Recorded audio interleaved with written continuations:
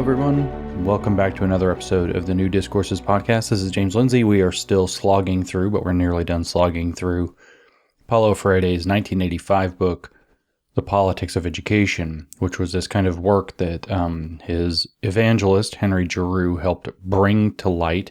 It's a collection of essays that Paulo had written between 1970-ish and 1985. They kind of lightly got edited into a book. This book, the point was to actually bring Paulo Freire's work to the mainstream of educational discourse in the North American, but especially United States context in the middle of the 1980s. Freire had actually dipped into the North American context. He had come to America for the first time in 1967.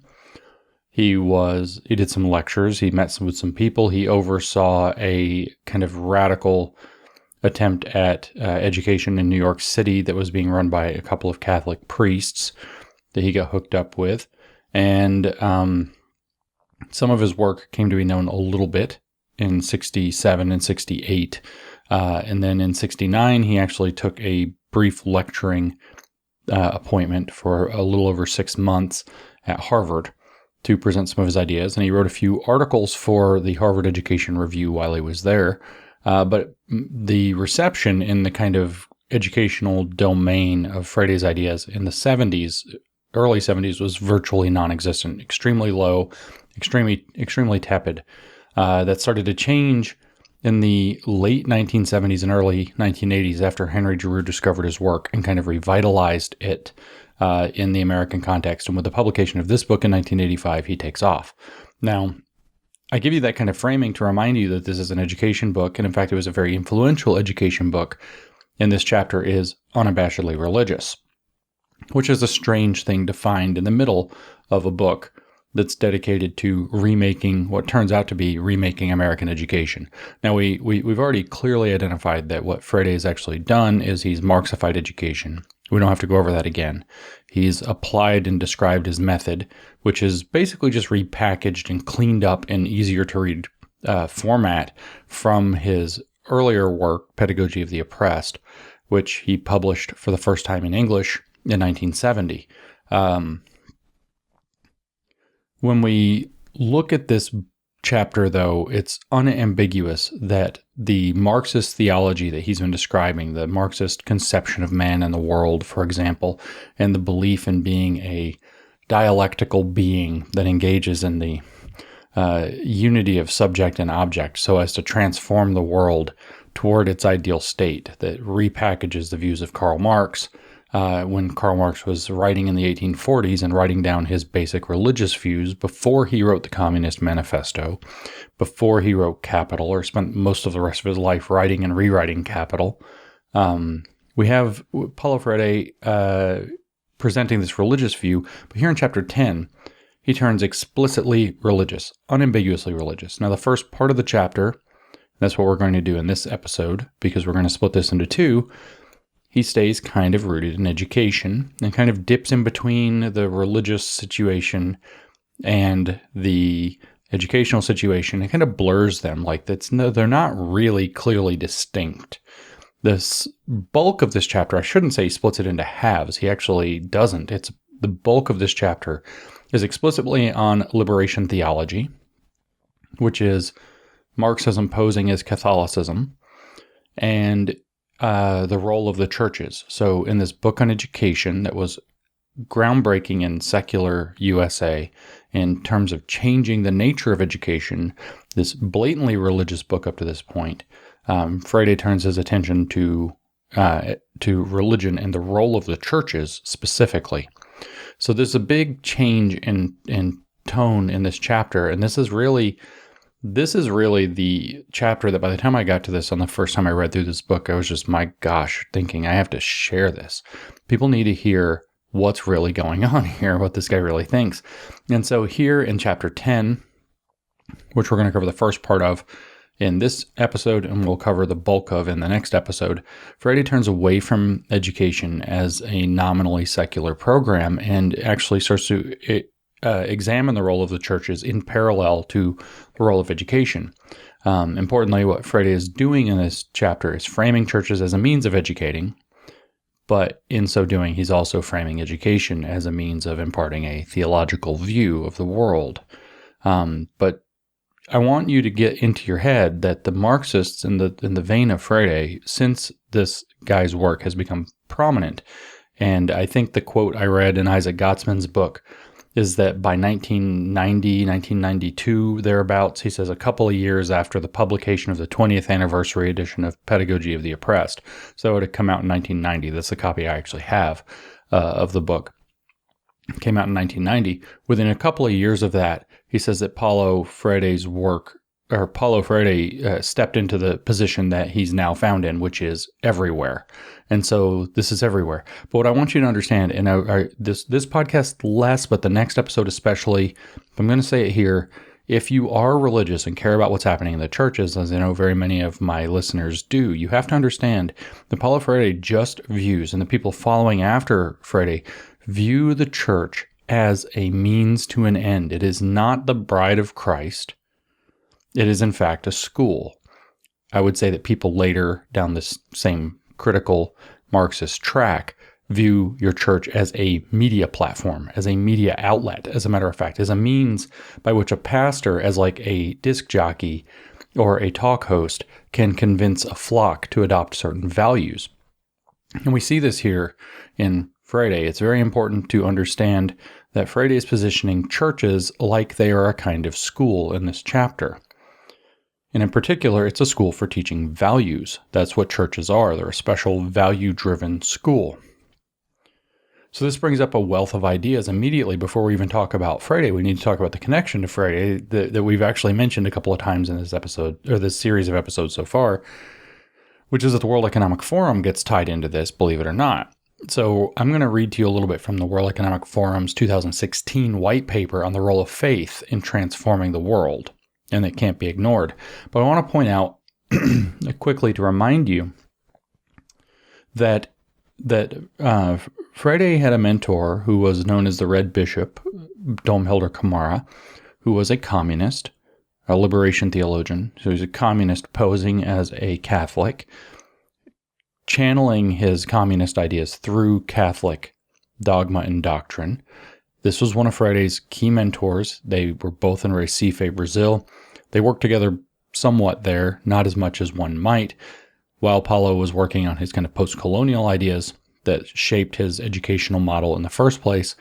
Then Paulo gets exiled from Brazil, kicked out in 1964, goes to Bolivia, gets kicked out 20-something days later from there, goes to Chile, hooks up with some Marxists, actually gets deep into Marxism. As I said, he eventually in 1969 goes to Harvard, stays at Harvard briefly until early 1970, at which point he goes off to Geneva. And in Geneva, he is taken an appointment with the World Council of Churches, which is this ecumenical movement of churches. And it turns out that Dom Helder Camara visited this in 1973 or 4, when Klaus Schwab took the risk of bringing him to Davos for the 4th World Economic Forum meeting to present his communist ideas about poverty and overturning poverty to the World Economic Forum at great risk. It turned out because Dom Helder Camara was a communist, it was illegal to have him speak in Switzerland in 1974. And as Klaus Schwab relates the story, there's a video, you can watch it. He just felt so importantly about this that he was willing to risk it all.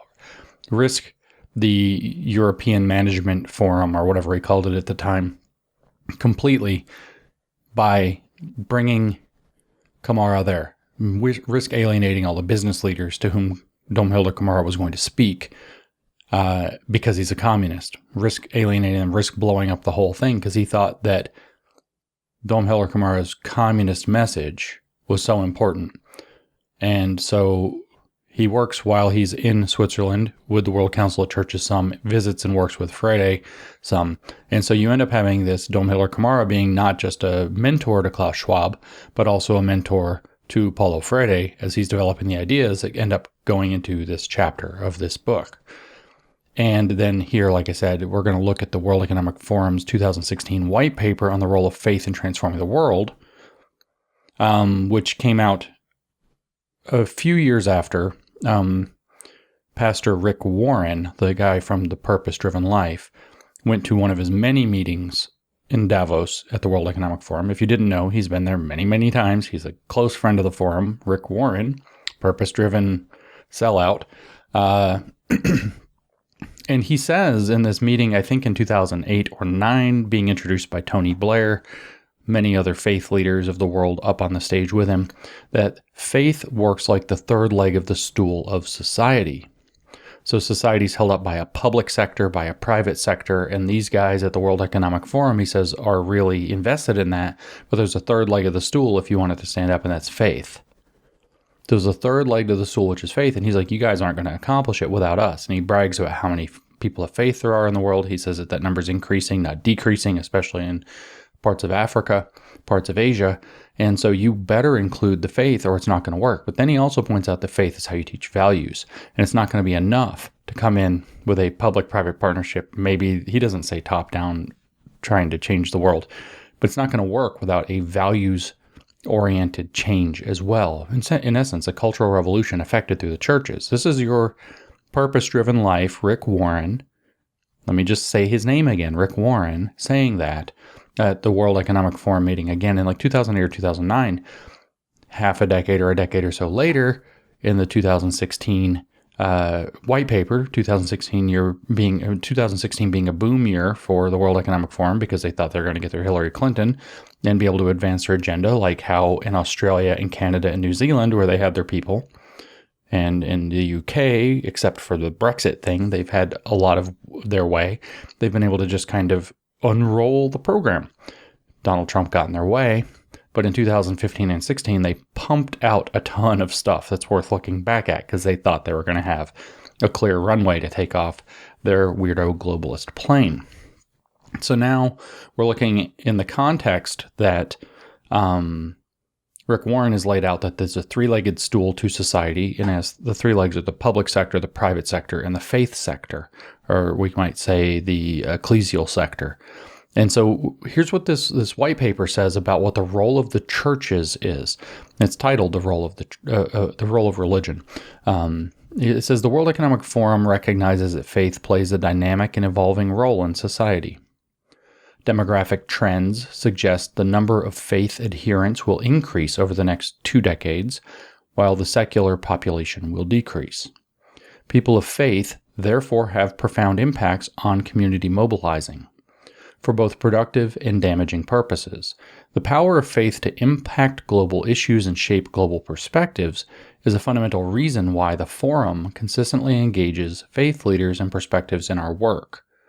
As a part of our efforts to incorporate an understanding of the impact of faith in our analysis of complex global trends and challenges, the Forum established a Global Agenda Council on the role of faith. Council members comprise the world's foremost experts to provide thought leadership that furthers the faith agenda within Forum's activities. Over its most recent 2-year term, the Council worked to raise awareness about socio-cultural, cross-faith, and religious engagement efforts for the purposes of conflict prevention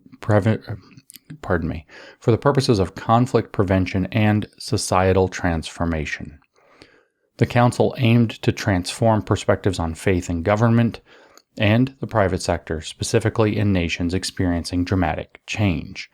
Okay, so remember, Paulo Freire is laying out the role of the church in this chapter. The church going forward is going to have to listen to Paulo Freire's ideas. Maybe if, say, the World Economic Forum, which has this tie to Paulo Freire's ideas, has its way because they want to retool religious engagement for the purposes of conflict prevention and societal transformation. I urge you again to realize that TR word, that transformational or transformative word means communism. It is a Marxist watchword that you've got to be aware of. So here they relate that there's these numbers involved, but beyond numbers, what does the World Economic Forum see in religious faiths? Well, it sees opportunity, the opportunity to reshape values in particular. And that's what Brian Grimm, chair of the Global Agenda Council on the Role of Faith at the World Economic Forum, tells us. He says, from climate change to gender parity, the World Economic Forum has identified critical global systemic challenges that require collaboration across different sectors. Understanding the dynamic role faith has in tackling each is the aim of this set of articles. But why is it important to understand the role of faith? First, to address global and systemic challenges requires not only innovations in policy and practice, but also a commitment to certain values that make the needed policy, economic, and social changes sustainable. So you have to change people's values so that the garbage will stick. And values are often rooted in faith, they say, or Brian Grimm says. World Economic Forum founder and executive chairman, Professor Klaus Schwab, speaking to the Global Agenda Council on the role of faith, concluded that values cannot be justified by the intellectual process alone, and that faith must be involved. Here, Brian Grimm is paraphrasing, but Klaus Schwab actually said exactly that. It says that values cannot be justified by the intellectual process alone, that faith must be involved. Klaus Schwab. Indeed, faith, including the religious institutions and beliefs that sustain faith, offer a deep spring of values that provide a moral and ethical basis for long-term commitments and actions in supporting and addressing the challenges. So what these guys at the World Economic Forum are saying in this 2016 white paper, which goes into a tremendous amount of detail, I strongly encourage people to go read it for themselves. Maybe I'll cover it at some point later. I'm not going to go through the rest of it here or any more of it here. It's a bit tedious, but there's a couple of pages where they lay out all of the possible challenges and commitments and benefits and perspectives that faith organizations can take in order to achieve their agenda. Well, what they see is that if they want their stupid agenda that they're using their public-private partnership to affect, all their ESG metrics, their sustainable development goals they're tied into, etc., if they want that all to stick, it's not enough for them to apply them. It's not even enough to get the youth through education to demand them, as Klaus Schwab wrote in The Great Narrative this year. They also have to change the values of the society itself, and what better way to do that and to prevent people from having a, say, traditional religious resistance to that, but then by changing the faith itself to support the values, so that people's faith is organized around their view, say, of climate change or virus management or the role of social justice and what the proper approach to racial, sex, gender, sexuality issues will be. The World Economic Forum wants to reshape faith itself to teach the values for their sustainable and inclusive and resilient world that they wish to build. Not just education, not just the public sector, not just the private sector, but also the faith sector to change the values that people hold. So their idea is that you think you're going to church, that you think you're getting the word of God spoken to you or delivered to you or taught to you or relayed to you or whatever it is that you believe that church is doing with the word of God with you.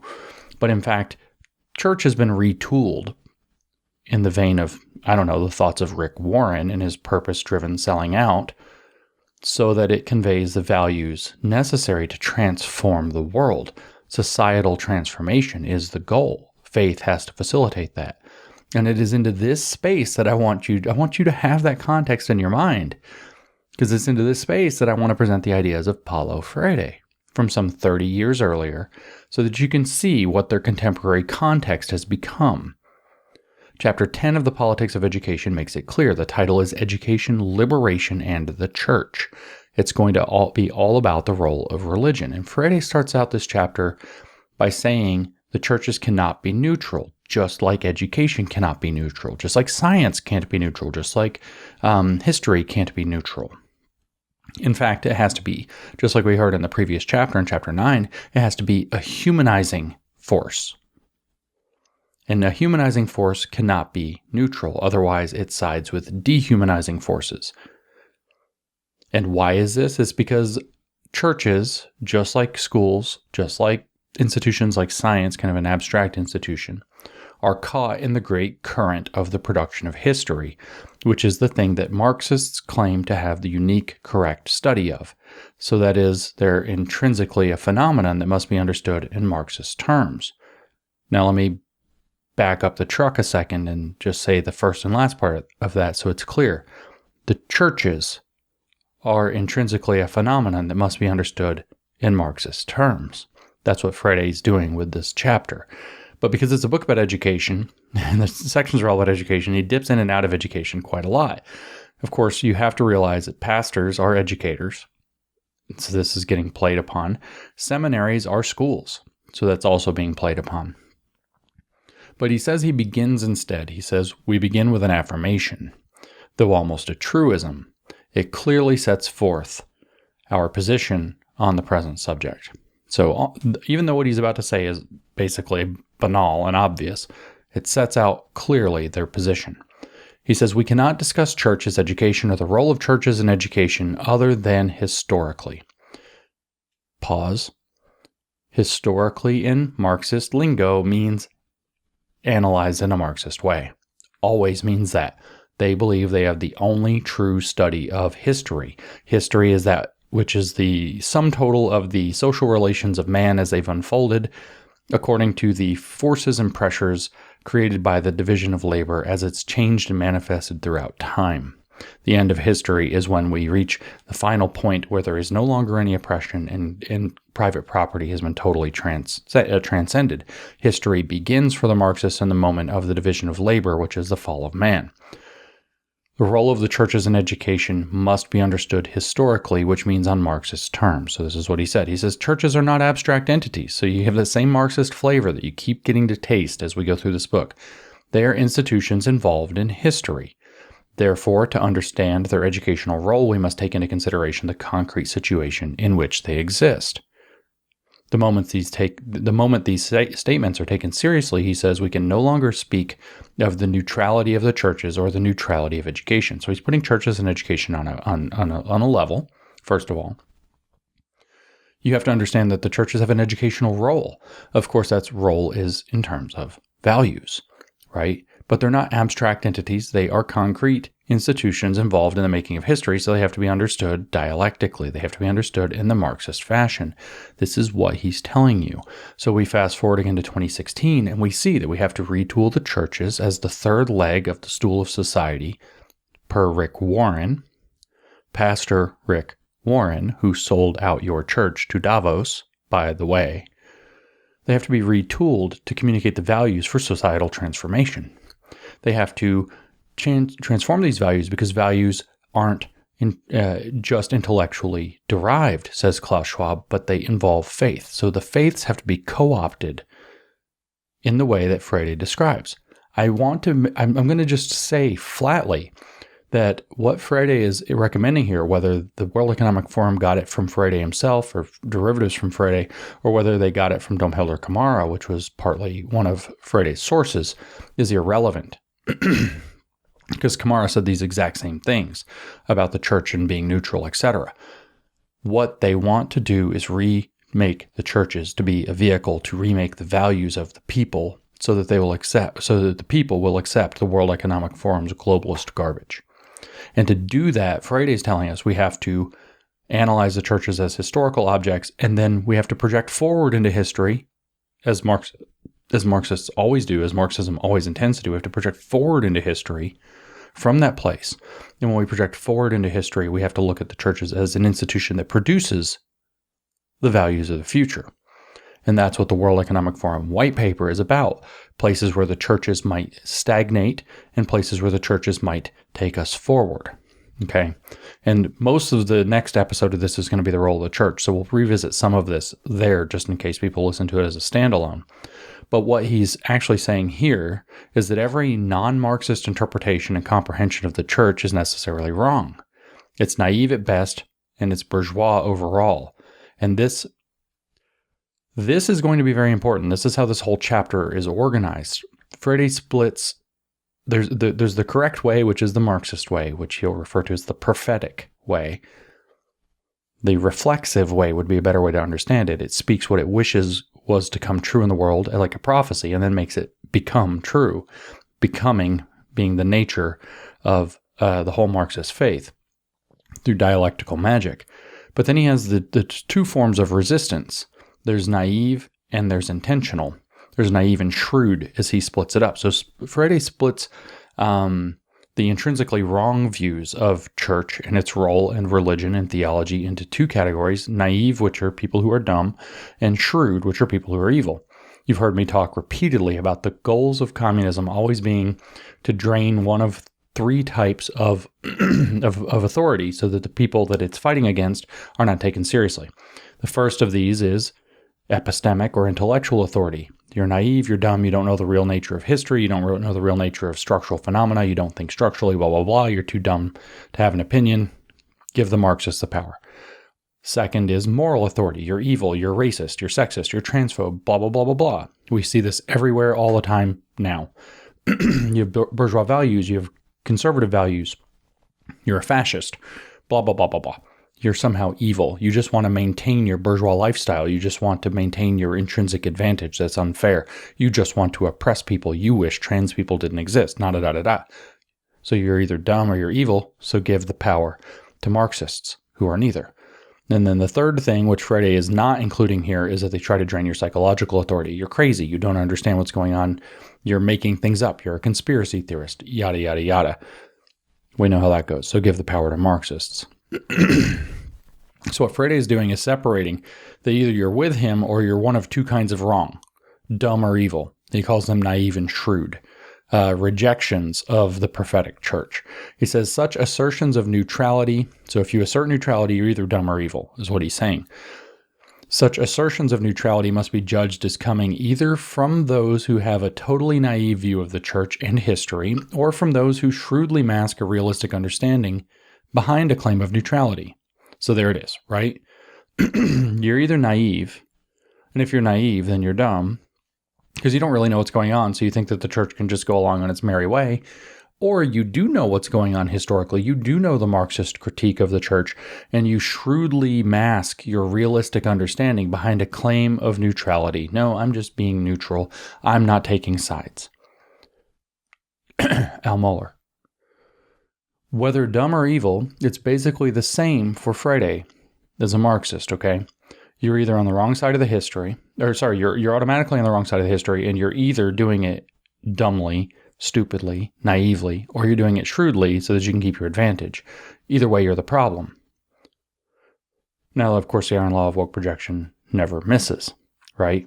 Marxists are either doing what they're doing naively or they're doing it shrewdly, like grifters. But not only is this true of the Marxists themselves, because the iron law of woke projection never ever misses, but they project this into the world. This is the other side of the iron law of woke projection, and make it true by necessitating political activity in the same way that a bellicose nation would necessitate a defense budget. So I'm just listening to an audiobook reading of The Lord of the Rings, as I do while I drive around in the car sometimes, and I got to the part near the end. Actually, the ring has already gone in the fire. Everybody's going to be so excited. But we flash back to Minas Tirith before that actually happens, where Lady Éowyn is being an icy bitch in the tower with steward Prince Faramir, and they're hanging out together and they're talking. And then she gets all mad and she goes and talks to the healer, and she wants to be let go. And he's like, lady, I don't, know all this crap about war. There are enough hurts in the world to where I don't understand why we have to have men of swords to multiply them. And she says it does not take two, but merely one foe to breed a conflict. And so, because it only takes one foe to breed a conflict, you only need one bellicose nation. You only need one aggressor nation to necessitate that you have your own standing army ready for defense. Nation A and Nation B can live at peace and harmony, but if Nation A decides it wants to conquer Nation B, and Nation B is weak because it doesn't have an army because everything's been in harmony, then they're going to get railroaded if Nation A attacks them. So Nation B has to maintain a defense, and Nation A has to maintain a defense just in case it goes the other way. We actually had a historical example of this in the United States history. If you don't know, Thomas Jefferson, one of our great founding fathers, blah, blah, blah, not always all the best ideas. He really hated the national debt. He really wanted to pay it down. Not a bad idea in and of itself, but he was so desperate to do it that he decided in the early 1800s, the very first couple of years of the 1800s, that we didn't need a navy anymore, so he sold it because we were basically at peace. There's much more peace than there had been, so he sells most of the navy, or almost all of the navy, and then Napoleon takes over in 1803 during Jefferson's second term, and all of a sudden, they're hijacking ships and the Barbary pirates are a problem again. And oh no, big problems breaking loose. And we need a navy. And he has to build one up from scratch. It turns out that having relative peacetime was not a justification to have no navy. And the second you had one problem crop up, which was Napoleon seizing power, changing the dynamic in Europe, you needed a navy all of a sudden. Same thing here, though. The Marxists go around provoking political conflict. They say everything's political. Everything's political. The personal is political. The church is political. Education is political. My body is political. Everything is political. And then you have to politicize back in order to fight. And then they point at you and say, you're making everything political. They're doing this right now. They're doing it literally right now in Congress. They're doing it right now. They do the same trick all the time. But they are the provocateurs. So it's not just that they are admitting through the iron law of vote projection that they either engage in politicization naively or shrewdly, one or the other, where they know what they're doing or they don't. It's also that they project this attitude of everything being political into the world and thus necessitate things to become political that aren't political. Baseball should not be political. Not in the sense of like grand politics. You can have team politics and whatever else, or inter-team politics, but this shouldn't be political. Baseball itself shouldn't be political. Baseball becomes intrinsically political when one side decides to say that baseball is political because it carries, say, hidden curriculum values, which is what education does. Education intrinsically carries a concept of the man in the world. It intrinsically teaches a hidden curriculum of the values of society. So an education is always political, and therefore they are justified in politicizing education, and therefore education becomes political. This is them being prophetic and bringing into the world what they are claiming. This Marxist theme gets really tedious, doesn't it? So Freire goes on, he says, objectively, nevertheless, both groups, this are naive and shrewd people who are claiming to be neutral, both groups fit into the same ideological perspective. When they insist on the neutrality of the church in relation to history or to political action, they take political stands that inevitably favor the power elites against the masses.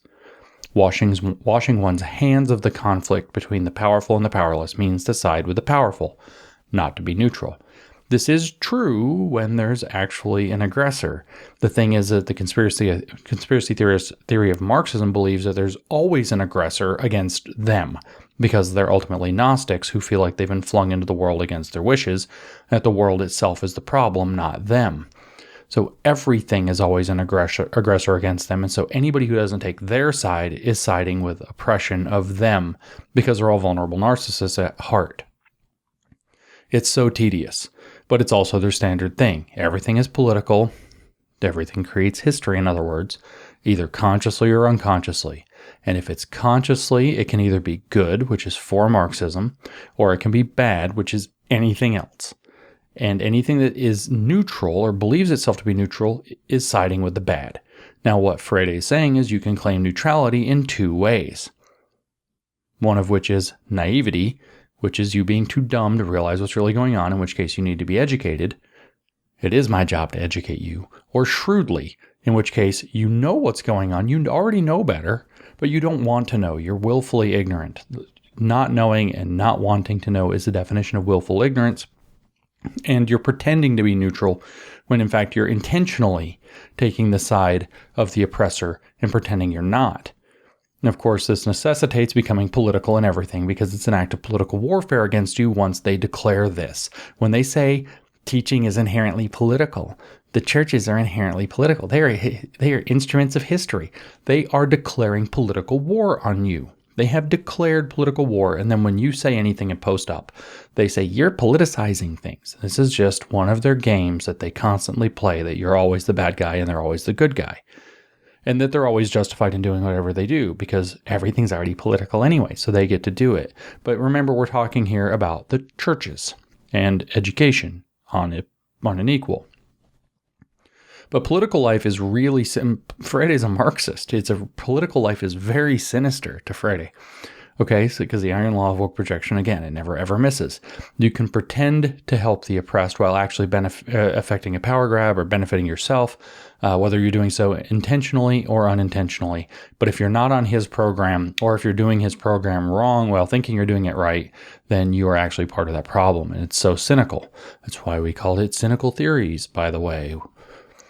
Freire says, alongside this neutral attitude, there are more subtle and more attractive means of serving the interests of the powerful while appearing to favor the oppressed. Here again, we find the naive and the shrewd walking hand in hand. So what he's trying to say is there's no difference. If you don't know better, or if you do know better, if you're not going along with him, if you're trying to pretend to be neutral, then you're part of the same problem. The naive and the shrewd walk hand in hand, he says. I refer again to what we might call anesthetic or aspirin practices, expressions of a subjective... By the way, he's never mentioned that before in the book, so it has to be in other writings, and he didn't edit out the again here. You didn't miss anything. I refer again to what we might call anesthetic or aspirin practices, expressions of a subjectivist idealism that can only lead to the preservation of the status quo. In the last analysis, the basic presupposition of such action is the illusion that the hearts of men and women can be transformed, while the social structures that make those hearts sick are left intact and unchanged. So he's got two things that are happening here. The first of them is the Opiate of the Masses speech by Marx, which we'll look at more closely. But the second of them here is that he's saying men are sick because the world is sick. This is what Marx called the inversion of praxis. You do praxis on the world to change society, but society itself reflects back into you and socially conditions you. That's the inversion of praxis. It's praxis coming back into you. That's when I say society makes society makes man, etc. Man making society is praxis. Society making man back in turn is the inversion of praxis. Okay? And so he's saying that man is sick, and you can't just fix man and leave him in a sick society, because he'll just be made sick again. You actually have to cure the society and the man together. So you have to transform not just your own ideas, but you have to become a Marxist yourself, but you have to transform society. He says, that if you're naive or shrewd, if you're claiming neutrality, that the basic presupposition that you're operating from is the illusion that the hearts of men and women can be transformed, while the social structures that make those hearts sick are left intact and unchanged. And this is exactly, so I said it's two things, but it's one thing. This is exactly what Marx is talking about in his famous remarks about the Opiate of the Masses.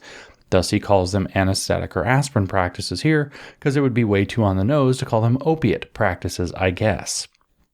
If you don't know, I've read some of it on the podcast here before, but that comes from Marx's critique of Hegel's philosophy of the right, which he wrote in 1843 and published at the beginning of 1844, so he's 25 years old. The idea is that you can pretend to help while actually not helping, but instead anesthetizing people and yourself, making yourself go numb, making other people go numb to the real nature of your suffering. And by doing that, you prevent them from overcoming the sick society that's causing their suffering. You prevent them from wanting structural change by making them comfortable with the suffering that they have in life as it is. And Marx explained how this works in this particular little piece, which carries probably his most famous line, which is that religion is the opiate of the masses. And what he explained is that the opiate of the masses, religion, enables people to deal with their suffering and therefore prevents them from wanting to take change, which therefore necessitates the criticism of religion to get Marxism off the ground. See, if you're going to have a cult, you have to criticize other belief systems that might stop people from believing your cult. And there is, rather a lot that I don't want to spend too much time on this, but I do want to read most of this first page of this critique where he deals with the thing.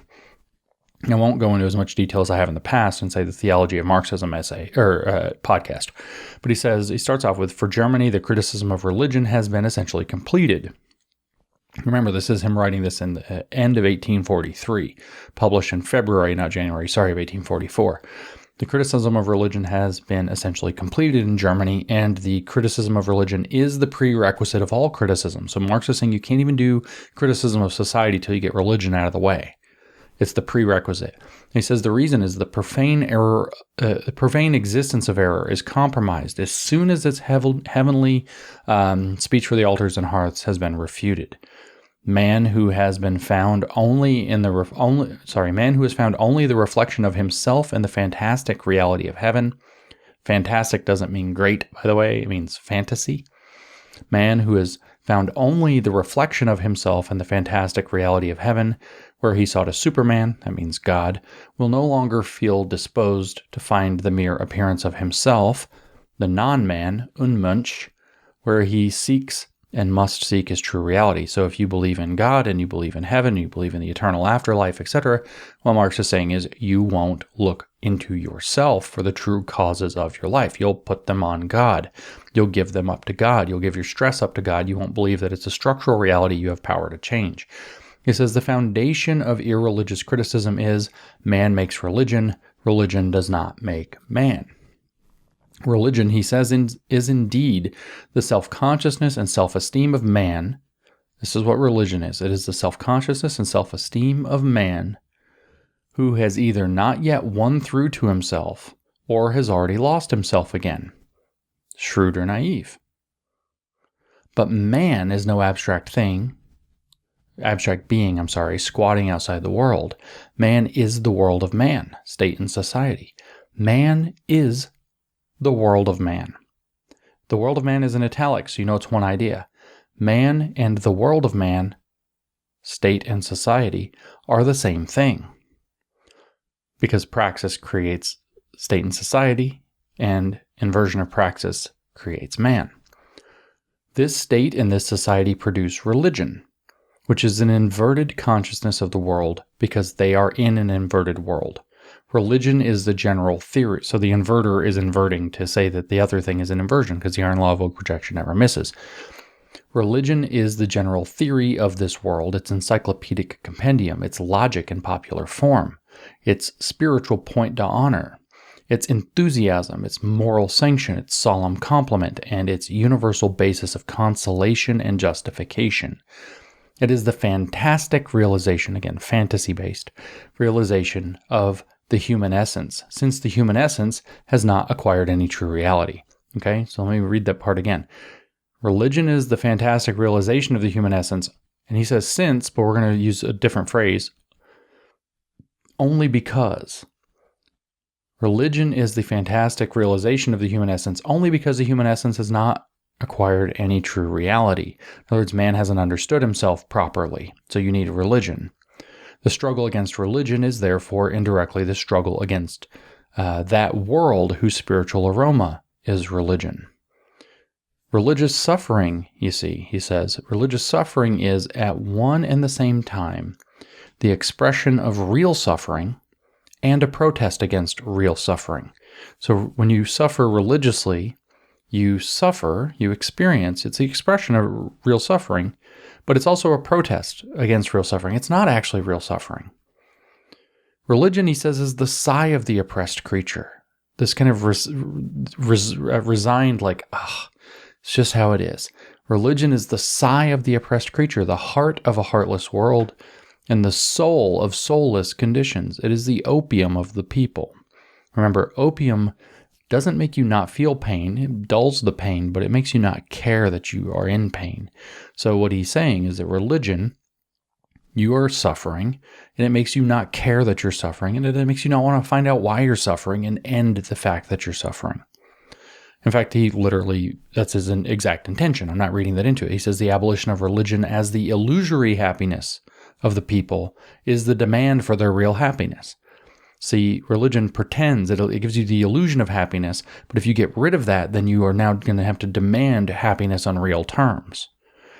To call on them to give up their illusions about their condition, in other words, to give up their religion, is to call on them to give up a condition that requires illusion. So if you get their religion out of the way, which opiates them, which numbs them, then you're telling them it's up to you. You need to, you have a condition that requires illusions because your life sucks. But but you could give those up. And he says to call on somebody to give up the illusion of religion will cause them to want to give up the condition of their life, the misery, the suffering, that makes them require an illusion like religion.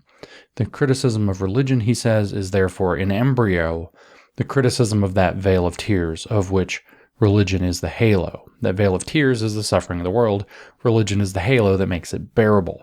So giving up religion or criticizing religion is the place from which you gain the ability, the embryo of being able to criticize the world of suffering and oppression. Criticism, he says, has plucked the imaginary flowers on the chain, not in order that man shall continue to bear that chain without fantasy or consolation, but so that he shall throw off the chain and pluck the living flower. The criticism of religion disillusions man so that he will think, act, and fashion his reality like a man who has discarded his illusions and regained his senses, so that the opium wore off, so that he will move around himself as his own true sun. Religion is only the illusory sun which revolves around man as long as he does not revolve around himself. Man is his own God. It is therefore the task of history. Once the other world of truth has vanished, that means once you've gotten rid of religion, to establish the truth of this world. It is the immediate task of philosophy, which is in the service of history, because the idea is, he's still a bit Hegelian here, the ideas lead to the creation of history. It is the immediate task of philosophy, which is in the service of history, to unmask self-estrangement in its unholy forms. That's religion, by the way. Once the holy form of human self-estrangement has been unmasked. Sorry, self-estrangement in its unholy forms. That's reality, not religion. I've got that backwards. Self-estrangement in its unholy forms is the oppression and suffering of the world. Once the holy form of human self-estrangement, in other words, religion, has been unmasked as a creation of man. Thus, the criticism of heaven turns into the criticism of earth, the criticism of religion into the criticism of law, and the criticism of theology into the criticism of politics. So politics becomes your theology. How about that? So this is what Marx said. That's the full context around the opiate of the masses.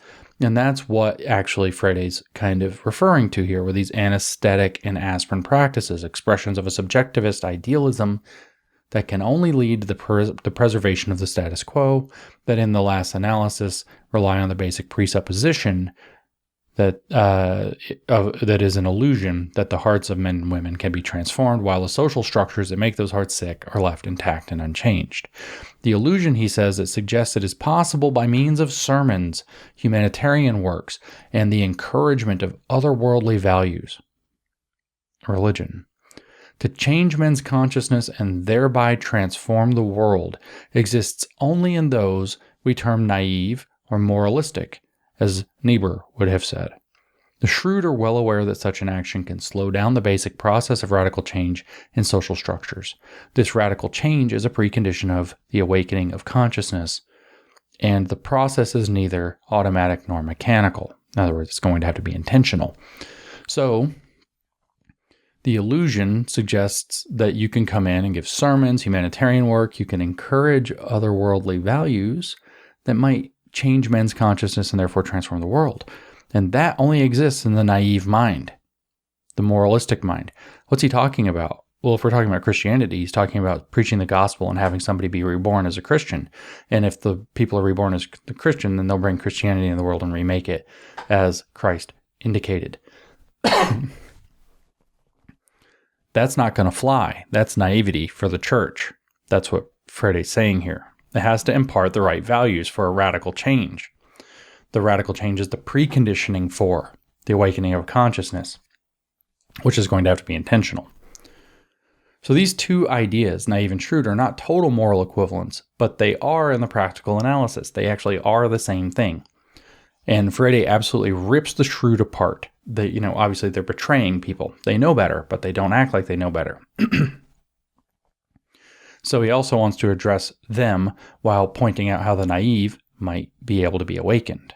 He says, although objectively, both groups are equally ineffectual in producing liberation or the real humanization of human beings, there is still a basic difference between them which should be underlined. Both are caught up in the ideology of the ruling social class, but the shrewd consciously accept this ideology as their own. The naive in the first instance unconscious of their true position, can through their action come to take the ideology of domination for their own, and in the process move from naivety to shrewdness. Meaning they can still be selfish bastards, but they at least have moved into knowing the real conditions of history. Or they can also come to renounce the idealistic illusions altogether, forsaking their uncritical adherence to the ruling class. In other words, they can be conscientized. So this is ultimately what Freud is banging on about the role of the churches. Some people are evil and lost, but others can be saved by being awakened through conscientization. And they can remake the role of the church, not to give sermons, not to preach the gospel, to awaken people to, what did he call it? Cute, hiding in the language, the encouragement of otherworldly values. Not sermons, humanitarian works, or the encouragement of otherworldly values. That's naive stuff. Some people are naive and think that that's going to work, but that's not going to work. They have to be conscientized. They have to take actual action. They have to be reborn on the side of the oppressed.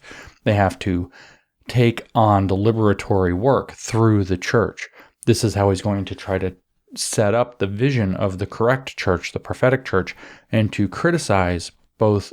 I keep saying church because he's talking about the church, but it's both church leaders, so pastors, etc., and educators who are trying to do their teaching or their preaching or their message delivery, whichever thing you want to frame, without having the conscientization that is the denunciation of the oppressive world and thus the pregnant annunciation in embryo of the new world.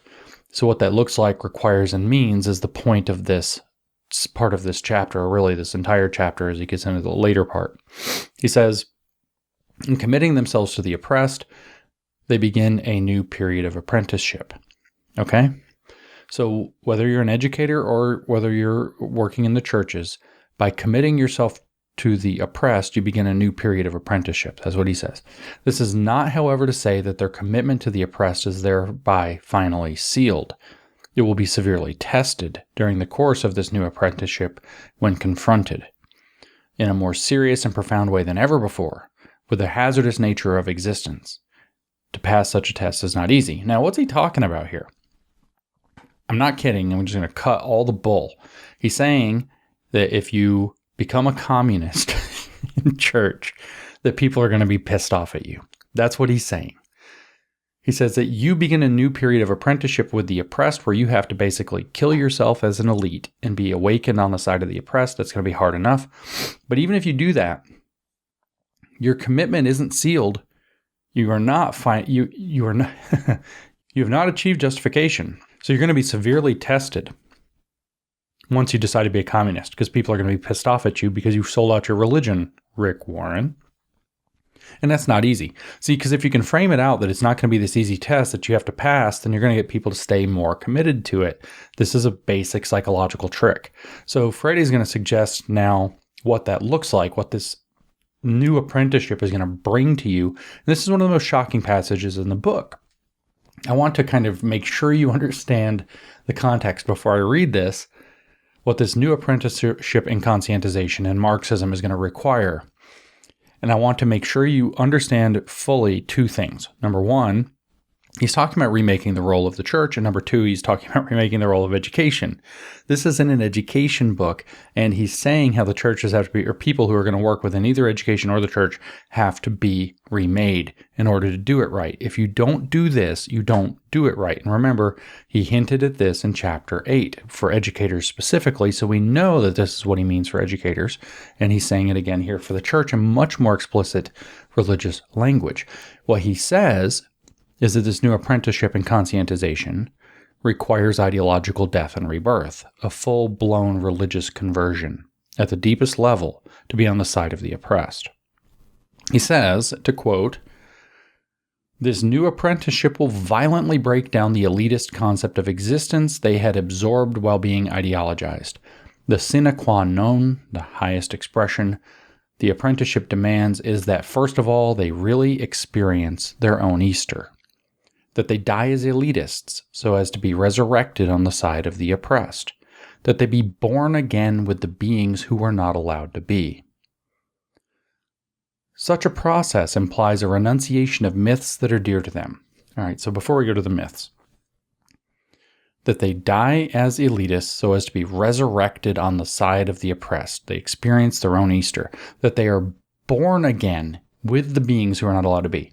Now, given everything going on in the news, I'm put in mind right now of the constant wailing of the kind of trans activists who say that if you don't agree with everything that they say as the oppressed, if you don't side with them as perfect allies, then you don't want them to exist.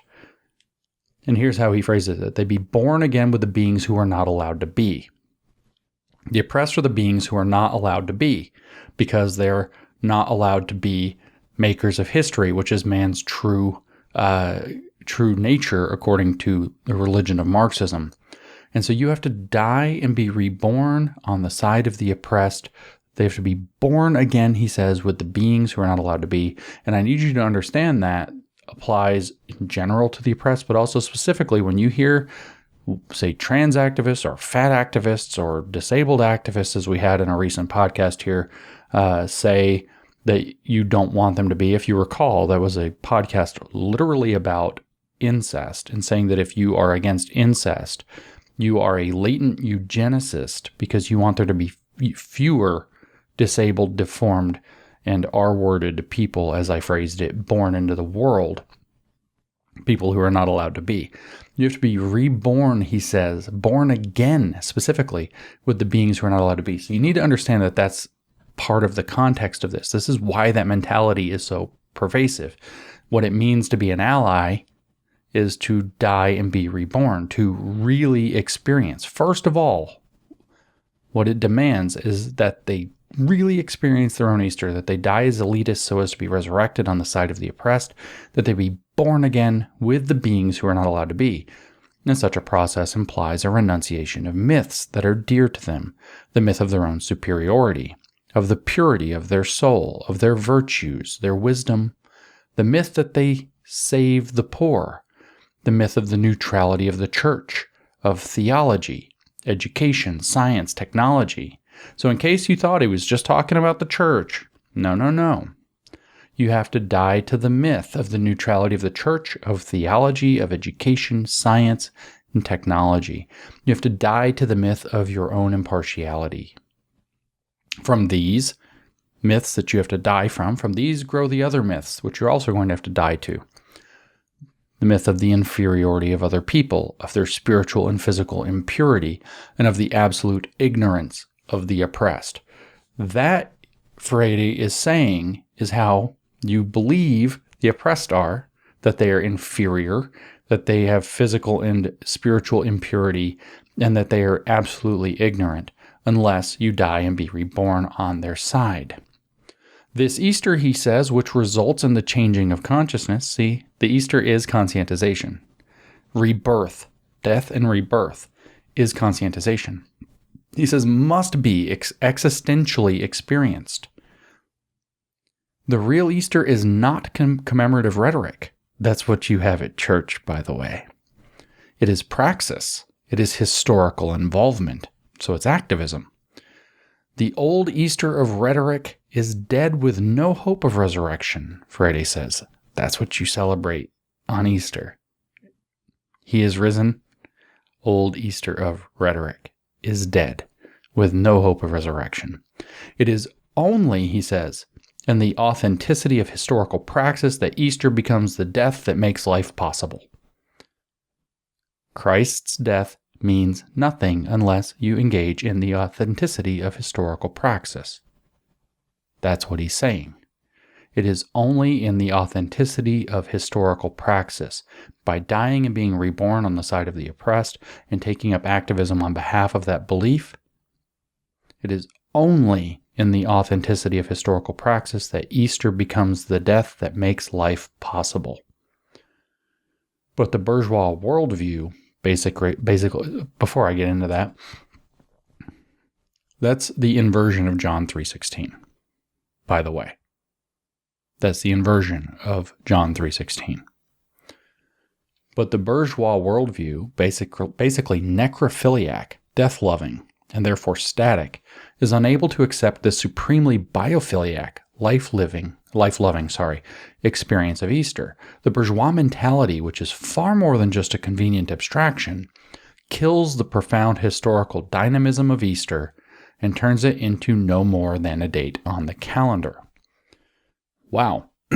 So this is what Freire thinks is required to conscientize. You have to die and be reborn as a Marxist. He's literally co-opting Easter, not just what Easter is as a holiday, like some kind of syncretic thing. He's co-opting Easter in the concept of Easter. He's stealing the meaning of Easter and changing the meaning of Easter. Changing the meaning of Easter to becoming a Marxist. He's dragging the meaning of the central Christian phenomenon into the same Marxist web, calling Easter in the churches mere commemorative rhetoric that has no hope of resurrection. It's dead. This is liberation theology.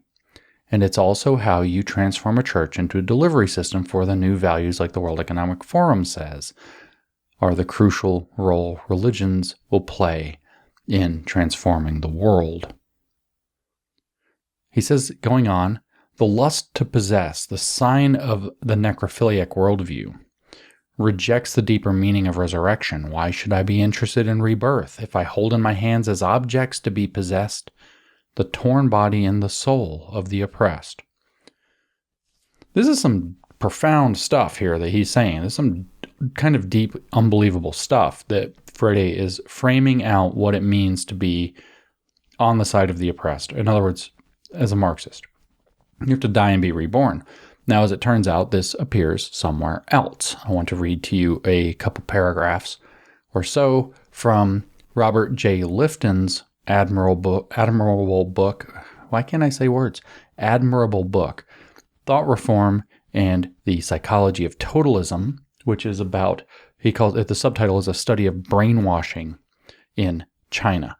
So this is a study of people who were imprisoned in Maoist thought reform prisons in the 1950s, who went through a few years of this and then got out, got exiled, got released from prison and exiled from China, went to Hong Kong, and that's where Robert J. Lifton was living at the time in order to be able to intercept and interview these people about what they were doing in these Chinese thought reform prisons. Now, the term thought reform that Robert J. Lifton uses is his translation of the Chinese or the Mandarin Xinao. Xinao means wash brain in Chinese. So brainwashing. Literally, the Chinese, it's not a term that people like applied to it. That's what the Chinese called it themselves. The process was Xinao, brainwashing. And the way that he describes this, he spends a few chapters to frame this up. He spends a few chapters describing the brainwashing experience in thought reform prisons of a couple of people. One is a doctor, Dr. Vincent, Charles Vincent or something. I'd have to look to see his first name. And then Father Luca, a priest, a Catholic priest. And so this is how he explains this. This is on the copy of the book I have on page 66. He summarizes a couple other stories, and then what he does is he says, all right, let's look at the general trends. He actually interviewed, some 30 or so Westerners who got out of these Chinese prisons, 20-something of them, I think. And he summarizes the general psychological trends in like a 12-step or 13-step or something like that program of how they did thought reform. But I wanted you to give you that picture. He says, both Dr. Vincent and Father Luca took part in an agonizing drama of death and rebirth. In each case, it was made clear that the reactionary spy, that's in quotes, the quote reactionary spy, because what's going on in the Chinese prisons, let me give you a little more context, is that you get arrested, you've been accused of some crimes, they don't really tell you what your crimes are, and then they put you through a process of alternating struggle sessions and study sessions and interrogation sessions where you're supposed to eventually confess to your crimes in the end and write a full-blown confession that you believe and accept, etc. The framing of all of this, and it's going to sound very familiar to education now, is that you've been accused of your crimes, and the reason you don't know what your crimes are is because you don't know how to recognize them. And so the goal is to teach you to recognize your crimes, but the crimes are only recognizable from what they call the people's standpoint. So the goal is actually to get you into the people's standpoint, which would be the Renmin Li Cheng, if I've kind of got my Mandarin correct there. Renmin Li Cheng, the people's standpoint. Okay, and so the process is that in your cell, at first, you're put through something called struggle, which is literally dojiang in Chinese, or pipan is another name for it, which means something like critical study or something like this, or pipan dojang, or putting it kind of an abbreviation, it would just be PIDO. So you go through this. Struggle sessions are called struggle sessions because the term that the Chinese used for it was struggle, where the people there are supposed to help you want to confess by basically humiliating you and badgering you and abusing you. As you start to be more willing to confess, they put you through study sessions, which is Shuishi, the study of Marxist doctrine. And the whole point is to get you to be able to recognize your crimes from the people's standpoint, from the Renmin Li Cheng. And struggle sessions are also, by the way, sometimes we're called denunciation sessions. You are to denounce your own behavior so that you can learn to recognize it from the people's standpoint. So here's what he writes. Both Dr. Vincent and Father Luca took part in an agonizing drama of death and rebirth, just like Paulo Freire says you have to go through in order to be awakened to the side of the oppressed, or the people's standpoint, the oppressed standpoint maybe. In each case, it was made clear that the reactionary spy who entered the prison must perish, and that in his place must arise a new man resurrected in the communist mold. Indeed, Dr. Vincent still used the phrase, quote, to die and be reborn, words which he had heard more than once during his imprisonment. Neither of these men had himself initiated the drama. Indeed, at first both had resisted it and tried to remain quite outside of it, but their environment did not permit any sidestepping. They were forced to participate, drawn into the forces around them until they themselves began to feel the need to confess and to reform. This penetration, and this whole sentence is in italics, this penetration by the psychological force of the environment into the inner emotions of the individual person is perhaps the outstanding psychiatric fact of thought reform. The milieu brings to bear upon the prisoner a series of overwhelming pressures, at the same time allowing only a very limited set of alternatives for adapting to them. Sounds like your DEI workshops, doesn't it? Or SEL at school. In the interplay between person and environment, a sequence of steps or operations of combinations of manipulation and response takes place. All of these steps revolve about two policies and two demands: the fluctuation between assault and leniency, and the requirements of confession and re-education. The physical and emotional assaults bring about the symbolic death. Leniency and the developing confession are the bridge between death and rebirth. The re-education process, along with the final confession, create the rebirth experience. Death and rebirth, even when symbolic, affect one's entire being, but especially that part related to loyalties and beliefs, to the sense of being a specific person and at the same time being related to and part of groups of other people. In other words, to one's sense of inner identity. In the broadest terms, everything that happened to these prisoners is related to this matter. Since everyone differs from everyone else in his identity, each prisoner experienced thought reform differently, nor did anyone respond completely to all of the steps. At the same time, the experiences had such magnitude that they affected every single prisoner in some measure, no matter what his background and character. Okay, so this is literally a description of Chinese thought reform prisons. And it says that the goal of it is death and rebirth on the side of the people's standpoint, or on the side of the people, which Paulo Freire has expressed as the side of the oppressed, and says that you must die and be reborn as the literal meaning of Easter, to the point where he's co-opted the meaning of Easter, such that Easter, as you celebrate it in, say, the Christian tradition, without being reborn as a Marxist, without becoming your own Marxist Christ, with man as God and you yourself become your own Christ, without that, then you're just going through dead commemorative rhetoric. In fact, you're participating in a necrophiliac death cult. Everything in the world is a death cult unless you are reborn this way. So the oppressed and the people who are reborn on their side are like the Christ, which Freire is saying people who possess, meaning people who have, the Marxist idea of private property or extracted capital, being that's what they reject, right? So he says the lust to possess, right? So sorry, I skipped ahead a little bit. The lust to possess is the sign of the necrophiliac worldview of the death cult, and it rejects the deeper meaning of resurrection. Why would I be? We already read that, but I want to reiterate where we were. And he says that the oppressed are like the. So I say, not he says, the oppressed are like the Christ, which Freire is saying people who possess reject. You reject the resurrection if you want to possess. So if you want private property, you reject the resurrection that's being offered. What this is a Gnostic remake of the Christian Easter. Okay, and it's a Gnostic attitude. Remember from the previous chapter, his gnosiological attitude that must be adopted toward the oppressed and oppression. It confers something the privileged don't think that they need, but the conscious alone, meaning Marxists alone, understand, and that is a renewing, biophiliac, life-loving position that's in contrast to the necrophiliac, death-loving position of not being reborn on the side of the oppressed. It's a good time here to point out, to remind you that Marx thought the fall of man from Christian belief, the original sin event, Marx thought the fall is located in the division of labor, which estranges man from man. That's the creation of class society. So the original sin in the Marxist religion is to possess anything. Depravity is the want to possess anything, or privilege. Privilege is depravity. It's the want to stay privileged, right?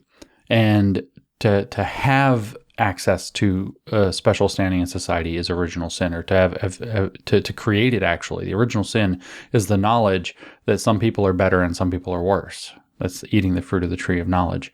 Some people are good and some people are bad. Some people are deserving and other people aren't. And so this divides labor. That's the fall of man. And so depravity or privilege is the want to continue to possess. And evil is being willing to accept the division of the classes. The wages of sin are death, according to the faith, and through salvation there is eternal life. So only a spiritual death and rebirth can bring sanctification and eventual salvation. So what Freire is trying to lay out is a liberation theology perspective on this. Now imagine that you are somebody that's going along with the flow in your churches, Southern Baptist, Episcopal, Presbyterian, whatever, and they're kind of introducing some of these critical ideas. It's a little bit of liberation theology sprinkled in. It's a useful analytical tool. Critical race theory, intersectionality. We have to think about these things this way. We have to let a little bit of it in. We have to consider it. This is what you're bringing in. This outright heresy. This outright Marxist heresy. This outright redefinition of the meaning of the central ideas of the faith. Rick Warren. What Freire says is, I can only experience rebirth at the side of the oppressed by being born again with them in the process of liberation. In other words, you have to join the oppressed, like he said in the chapter 7, like Che Guevara, and work with them, together with them, in love with them, being born again with them in the process of liberation. In other words, you have to help them realize, you have to help them conscientize and become activists to overthrow society, and you have to be born again with them in that process. I cannot turn such a rebirth, he says, into a means of owning the world, since it is essentially a means of transforming the world.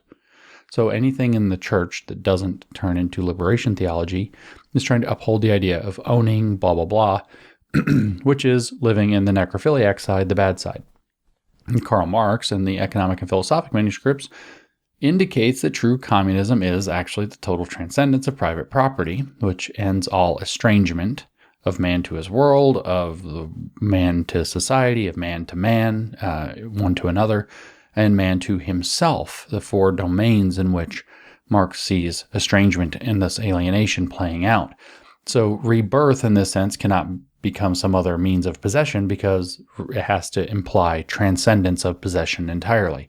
It must transcend private property or the division of man, one man from another. It must transcend the estrangement of man through structural power altogether exactly like the way Christ transcends death. And just for kind of completeness, let me rip up here from the EPM, from the Economic and Philosophic Manuscript, where Marx, one of the places where Marx describes that.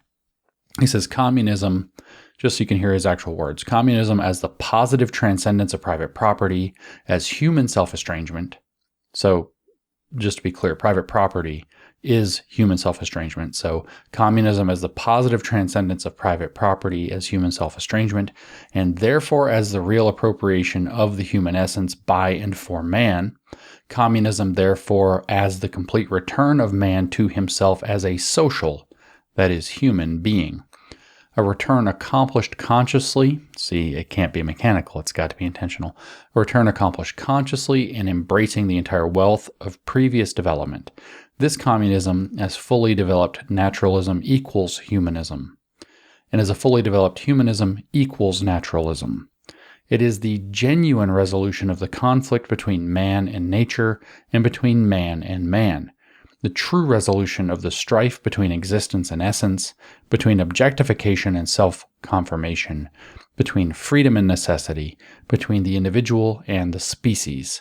Communism is the riddle of history solved, and it knows itself to be this solution. So then he goes on after this. We won't get into it, though. He says, just the beginning, the entire movement of history, just as communism's actual act of genesis, the birth act of its empirical existence, is therefore, for its thinking consciousness, the comprehended and known process of its own becoming.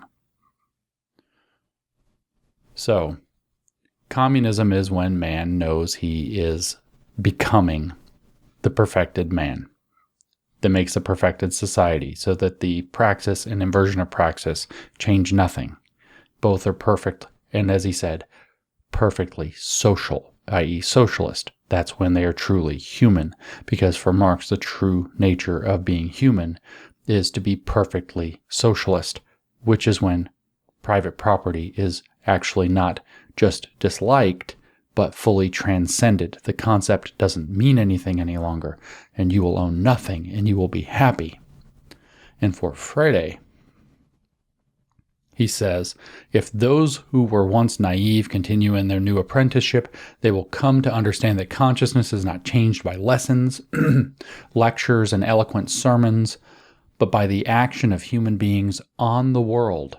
Consciousness does not arbitrarily create reality, as they thought in their old naive days of subjectivist idealism. So in other words, activism is church.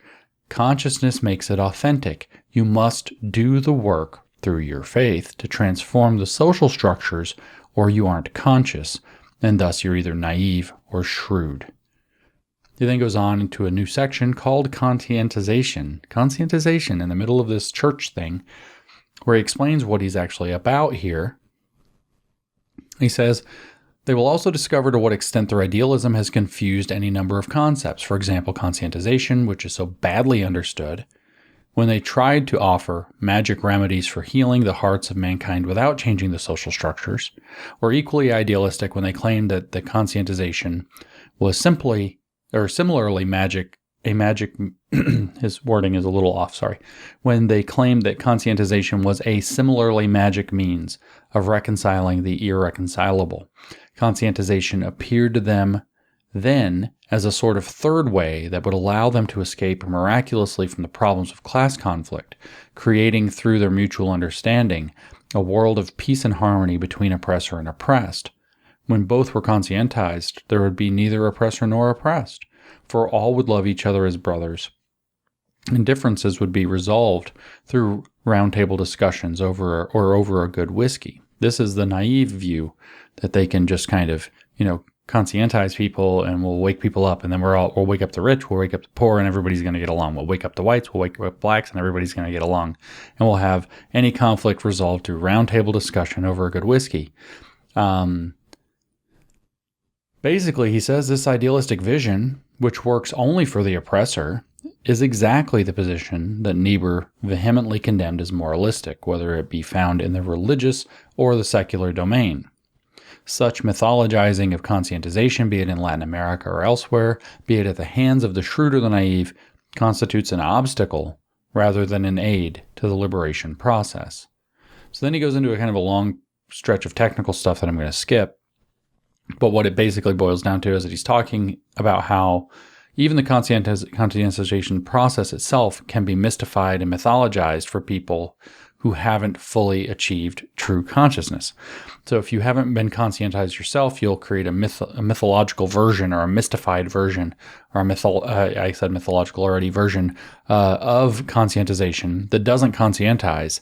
It's this pretend thing like, well, we'll just wake people up and then we'll be all as brothers. It's your third way people. See if you can think of any in the church, by the way. This is kind of funny, in my opinion, because the whole program that they have is mystification and mythology, of course, the whole Marxist thing that declares itself uniquely to not be that.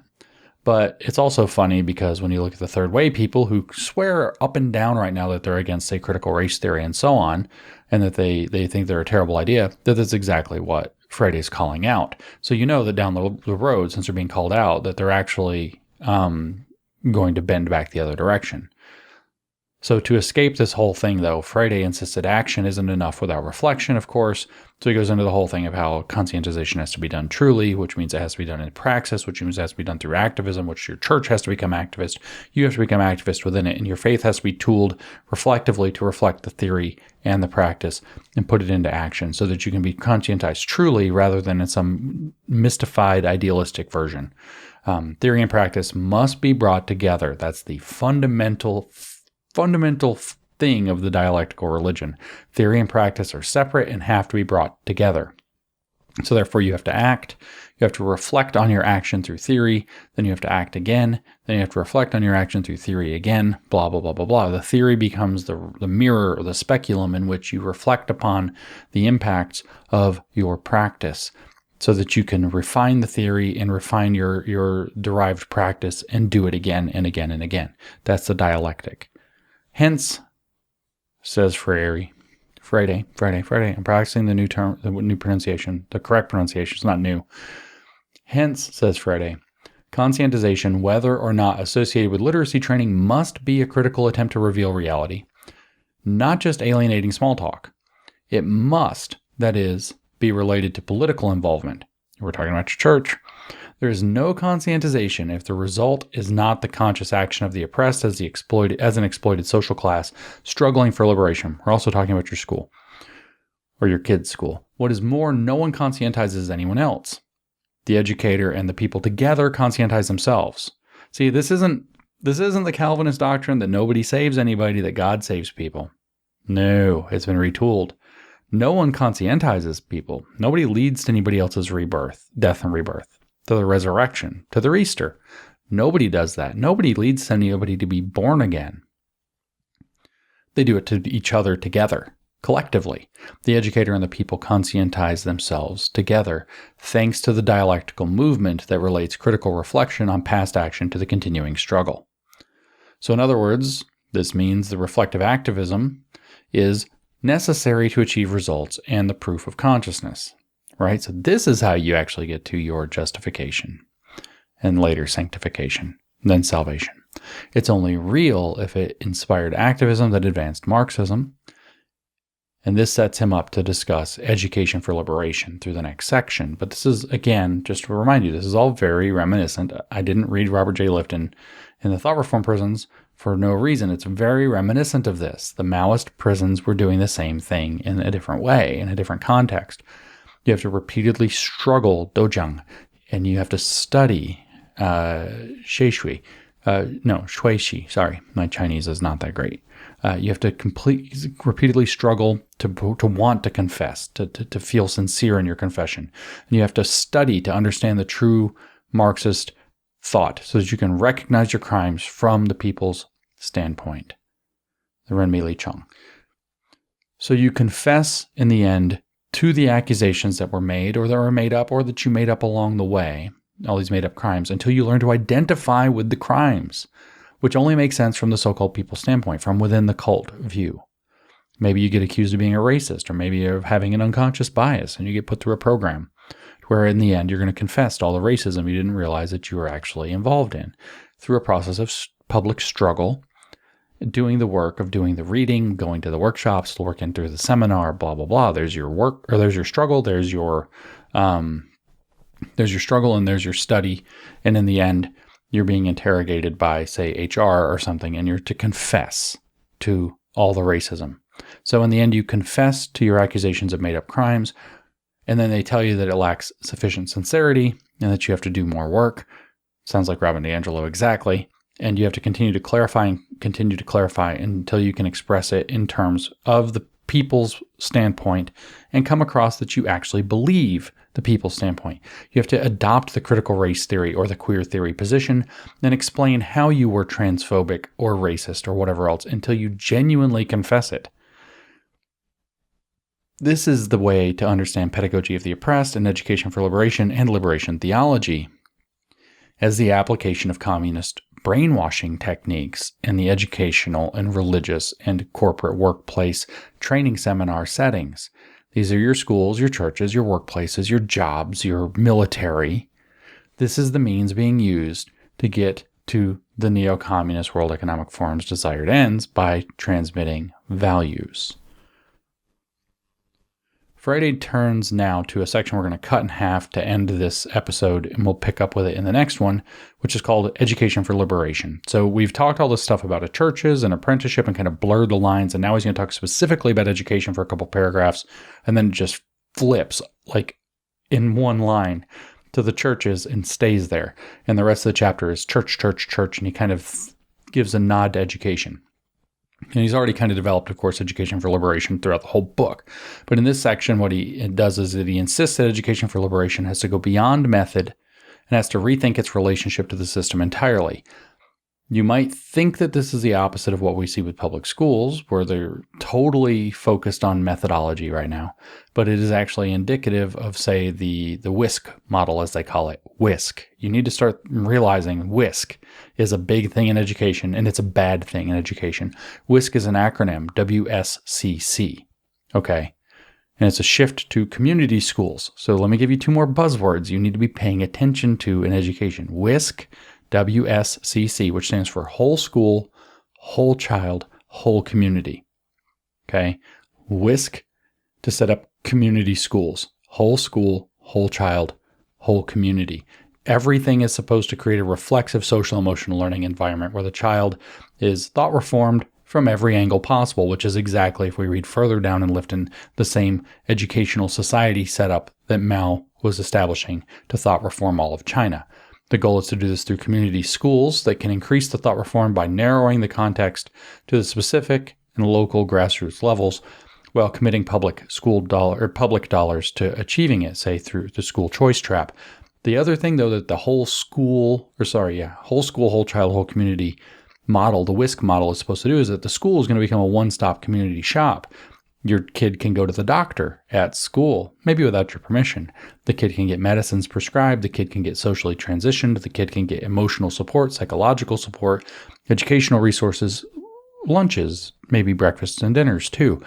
The whole idea is for the entire community in which the children are raised is going to be centered in the school, and the school is going to become the provider of basically everything in conjunction with the rest of the community around it to reshape the whole child in every single possible dimension, all the emotional and social competencies that they care about in the social emotional learning domain. But we go back to Friday, talking about education for liberation. He says another dimension in this section, of the mythologizing of conscientization, whether by the shrewd or the naive. So that, remember, they're the ones who pretend that they're neutral, so they mythologize what it means to become conscious into something fake that won't do it. So whether by the shrewd or naive, another dimension of the mythologizing of conscientization is their attempt to convert the well-known educator for liberation into a purely methodological problem, considering methods as something purely neutral. So it's not going to be enough for Freire to engage liberatory practice. It's going to have to be liberatory praxis, and it's going to have to be everywhere. It's not just methodology. It's not just a kind of recipe you unfold in the curriculum. It has to be a wholly reflexive environment so that the Marxist unholy spirit will be present and move the whole thing to have the rebirth and the death and rebirth or the resurrection on the side of the oppressed. Otherwise, it's just pretending. Thus, it's still neutral, and thus it's still on the side of evil. Okay, so it's not going to be just, you can't convert liberation into mere methodology. That's not enough. The methods themselves, Freire says, are also not neutral. And he goes on, he says, this removes or pretends to remove all political content from education so that the expression education for liberation no longer means anything. So what he's doing is he's criticizing people who take up his method in a fake way. That they're, what the words that they're using now with ESG, that companies aren't really getting environmentally committed, they're greenwashing. They're not really getting socially committed, they're woke washing. Klaus Schwab says in the Great Narrative, this year, his book from this year, which is a Great Reset book too, he says in this book explicitly that in these words, woke washing and greenwashing isn't going to be acceptable. We're watching the collapse of ESG in kind of real time. See it destroying countries like Sri Lanka.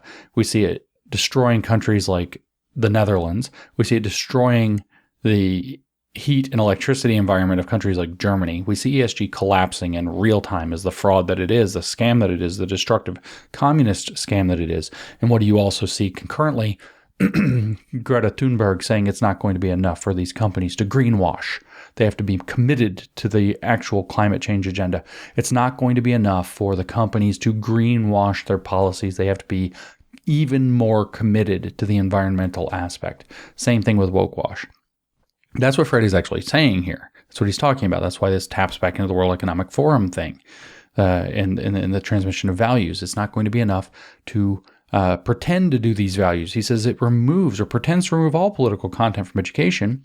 It pretends because you can't remove the political content because all teaching is political, remember. That's the act of political warfare that they're declaring on you and your school. All political content from education so that the expression education for liberation no longer means anything, so that ESG no longer means anything, so that environmental consciousness no longer means anything, so that social justice no longer means anything. They're just faking it. Actually, he says, insofar as this type of education is reduced to methods and techniques by which students and educators look at social reality when they do look at it, only to describe it, this education becomes as domesticating as any other. Education for liberation does not merely free students from blackboards just to offer them projectors. On the contrary, it is concerned as a social praxis with helping to free human beings from the oppression that strangles them in their objective reality. I didn't mean this to turn into a thing about ESG, but oh my God, it's so exactly what they're doing. It's so very clear that Klaus Schwab talking about woke washing and greenwashing had read something similar to or derived from what Freire is arguing here in the role of the church in his book, The Politics of Education. That you can't do it for pretend. You have to commit to the new values all the way, or it doesn't count. You must die and be reborn into the new value system, or you are on the side of evil. So companies that are greenwashing or woke washing, they're pretending to be environmentally concerned, they're pretending to be woke, are causing ESG to be hollowed out from all of its meaning. I could reread this entire thing. Listen to this. Let me reread it with ESG. Didn't even think I was going to do this. This removes pretending to do ESG to check off boxes, right? You have an ESG thing, you want your score to be high, so you put in some BS, you fill out the form, you make a few little changes. It's fake though. You don't really commit to environmental stuff. You just want to check off the box so you can have a good investment portfolio score, right? This removes or pretends to removes all political content from socially responsible corporate activity or corporate, so what does they call it? Corporate social responsibility. This removes or pretends to remove all political content from corporate social responsibility so that the expression corporate social responsibility or ESG no longer has any meaning. Actually, insofar as this type of corporate governance is reduced to methods and techniques by which corporate officers and workers look at social reality when they do look at it, only to describe it, this approach to corporate governance becomes as domesticating as any other. ESG does not merely free the world from, let's say, pollution just to offer them paper straws. On the contrary, it is concerned as a social praxis with helping to free human beings from the existential situations that strangle them in their objective reality. It's the exact same idea, the exact same application. So what Freire is describing as the Education for Liberation, what it requires here in this very religious chapter of this book, and that's blatant liberation theology, is exactly the program that they're applying to this Sustainable Development Goals and ESG through the World Economic Forum, which is claiming that it has to use the remade church to convey the values necessary to usher a transformation of the world in order to alleviate oppression, to have a more inclusive world, a more sustainable world. All the goals of the late 20th century Marxism that they've tied to, that repackage what Marx was asking for all the way back in 1844. But narrowing back down to Freire, he's actually saying that Education for Liberation has to be thought reform. It has to use struggle as the method of helping. It can't fake it. You have to die and be reborn on the side of the oppressed so that you can do the thought reform effectively. You must use struggle as a method of helping, just like in the Chinese prisons, so that people learn to see the world from the standpoint of the oppressed, or the people's standpoint, which is to say with Marxist consciousness, or in the ESG world, within the consciousness of global citizenry and corporate social responsibility. Same. But it's a church. It's all a religion. It's all a gigantic hijacking of the churches, hijacking of education, hijacking of corporations, hijacking of governments to impress not a state religion, but a supra-state religion, a world religion of environmental, social governance, whatever you want to call it, that it all has various aspects of social responsibility in a Marxist lens for the liberation of humanity from its existential crises, including the existential crisis of racism and oppression and the social score, and environmental calamity and the environment score, and whatever else that they're obsessed with, pandemics, the rapidly advancing technology, where the rapidly advancing technology might enable people to come up with systems of surveillance and control. They always warn about that, synthetic biology, etc. All the things that they're actually doing to the world, So it is therefore, Freire says, political education just as political as the education that claims to be neutral, although actually serving the power elite. So if you just woke-wash, or you just greenwash, or you just pretend, you don't actually go through the motion, you are still doing a political education that's just in the education on a par, by the way. Education for Liberation is therefore also a political education. They're all just equally as political. So what you have to do is you have to choose on different terms. It's not you can have political education or not political education. It's every choice is political education in exactly the same way, which is, by the way, a lie. That's the Marxist lie. And so we have to pick one. So you can try to pick the one that claims to be neutral, that woke washes and greenwashes and whatever else that's fake, that actually serves the power elite, or you can pick the one that's liberation, which Iron Law of Woke Rejection never misses, is the one that actually serves the power elite. That's what communism does, is it serves the power elite. It's a tool, it's a technology for the power elite to level society so that they can step in and run them in a new way. This is important, though. This is the constant justification. They not only get to, but have to do their political education, because all education is political. Not just political, but equally political, which is a lie, by the way. So they have to groom, like in groomer schools with drag queens, because all education, all learning, all raising of your children, especially in religion, is already grooming. They alone have the right to do this, though, because everything's equally political, everything's equally grooming, but they alone are conscious of oppression and therefore doing it in the right direction, where everybody else is sustaining the problem. That's the heart of their entire mentality. That is the justification for all of their grift. That is everything that they do to justify and then to re-justify and re-justify. And we caught them. I predicted this on Twitter. I got made fun of, and I was right. Groomer schools was blowing up. Groomer was blowing up. OK Groomer, which, by the way, if you didn't know, I was the first tweet for that, was blowing up. And I said on Twitter, in the midst of the huge groomer moment in, say, May and maybe early June of this year, I said they will own the term groomer. They will say everything is grooming.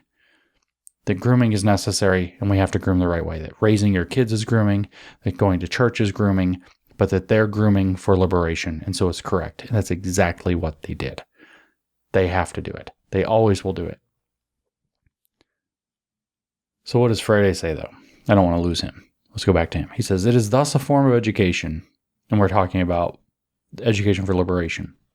It is thus a form of education that can only be put into practice systematically when society is radically transformed, which means real liberatory education hasn't been tried yet. And that's not just a joke. It's not like real communism hasn't been tried, real liberatory education hasn't been tried yet, It's not a joke. It's why their failures don't count as failures, and they always get to demand more of the same. Because it didn't count until it was in the radically transformed society. It only works after they have total power and have transformed society. So of course it's going to fail now. And it's everybody else's fault, not theirs, because the society's not transformed. People haven't transcended private property all the way yet. They can only transform society by doing progressively more and more and more of their own as they reveal the contradictions in the pieces until finally, click, it works. And so you have to hand over more power, more and more and more power to them. This is the true conceit of Marxism. Real liberatory education hasn't been tried because it can't be tried until the society has been radically transformed. But the only way we're going to radically transform society is by letting them have the power in radically transforming society. And when it didn't work, it was because people did it fake. They were naive, they were shrewd, they were whatever. They greenwashed, they woke-washed. It was fake. So real liberatory education hasn't been tried because it can't even be tried until the society is radically transformed. But by doing it, that's how you make it become. It's a prophetic vision for society, education, church, religion, whatever. That's what he's trying to communicate. So they have to have all the power, because he says only the innocent, in scare quotes, only the quote innocent could possibly think that the power elite would encourage a type of education that denounces them even more clearly than do all the contradictions of their power structures. Such naivety also reveals a dangerous underestimation of the capacity and audacity of the elite. There's a letter missing, so I got confused there. Of the capacity and audacity of the elite, because the iron law of woke projection never misses. He's saying you'd have to be stupid to believe the real thing can be tried without having it have already succeeded, because of this conspiracy theory that the power elite wouldn't let anything else happen. You can't possibly have liberatory education, which would unmask their power, even worse than their own contradictions do. You can't have that as long as they have any power. They will always co-opt everything back to their own program. He says truly liberating education can only be put into practice outside the ordinary system, and even then with great cautiousness by those who overcome their naivety and commit themselves to authentic liberation. So you need a completely new system. Whoop, back to the WISC model. Whole school, whole child, whole community. You have to have a whole new model of education. Can't be the public education system. That's already a model of reproduction. That's the whole point of critical pedagogy. Can't be that. Can't be the private school education, because that just reproduces the power elite. You need a whole new model of education. Maybe one that's, schooling 4.0. WISC model, community schools, liberatory education, all built off of social and emotional learning. You need an entirely new model. Truly liberating education, he says, can only be put into practice outside the ordinary system, and even then with great cautiousness by those who overcome their naivety and commit themselves to authentic liberation. So it can only work, this is me talking, not him, so it can only work by installing a new system they are in total control of, like WISC. Something that's focused perhaps on something completely new and different, like implementing very high-tech, transformative social-emotional learning on every level in order to bring the new world into existence while they bring the new world into existence at the same time. What do I mean by that? That they are using the education to fill the jobs of to mold students to be in the jobs of the future while they create the economy that's filled with the jobs of the future. So they're building the new world, and they're building the education for the new world so that smack they hit at the same time around 2030. By implementing high-tech, transformative social-emotional learning on every level through small community schools to bring the new world into existence and to fill it with people who have a completely new consciousness. This is what their agenda is. ESG creates a new world. Social-emotional learning trains people to fit into the ESG model while equipping them with a social credit score to make sure they behave, and it trains them to need the ESG model. You can read The Great Narrative. I've talked about it in a New Discourses bullet. That's literally what Klaus says the point is. That's the New Discourses bullet about the Marxism and the Leninism, the top-down and bottom-up, inside-out program. Okay. Now I want to talk for about 10 seconds before I get back into that. Before I get into something actually connected to kind of close this out, I want to talk for about 10 seconds about the school choice trap, because that's really what's going on here. How do you get the money to get this new education model off the ground if, I don't know, say 80 to 90% of the money, 90 plus percent of the money in education is tied up currently in public schools, and say some other percentage of that money, large chunk of what's left, is tied up in elite private schools that aren't about to lose their student body because their purpose is other, which is to train elite and position elite to move into elite universities and elite employment and elite social circles. So if 90 plus, 95% plus of the money in education is tied up already, how are you going to get the money off the ground? How are you going to get this new education model off the ground? School choice.